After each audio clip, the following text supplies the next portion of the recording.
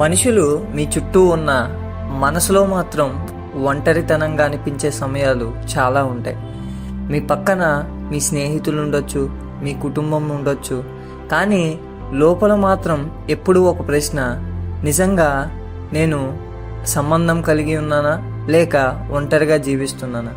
అయితే ఎఫెసీ పత్రిక 2:18 ఆయన ద్వారానే మనము ఉభయములము ఒక్క ఆత్మయందు తండ్రి సన్నిధికి చేరగలిగి ఉన్నాము. పాపం మనిషిని దేవుని నుండి వేరు చేసింది. అందుకే మన హృదయంలో ఒంటరితనం ఉంటుంది. కానీ సిలువలో ఆ వేరుపాటు తొలగించబడింది. యేసుక్రీస్తు సిలువపై చనిపోయినప్పుడు దేవాలయపు తెర చినిగిపోయింది. అది ఒక సంకేతం.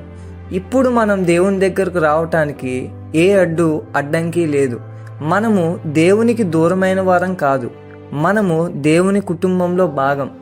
దేవుడు మనకు దూరంగా నిలబడి కనబడే తండ్రి కాదు.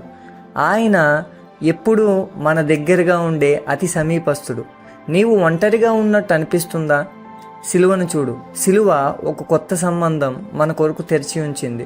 ఇప్పుడు నీవు దేవునితో మాట్లాడవచ్చు. ఆయన నిన్ను తెలుసుకుంటాడు, ఆయన నిన్ను ప్రేమిస్తాడు. ఇవాళ సత్యం ఇదే. సిలువ ఒంటరితనాన్ని ముగించింది, దేవునితో నిజమైన సంబంధాన్ని ప్రారంభించింది.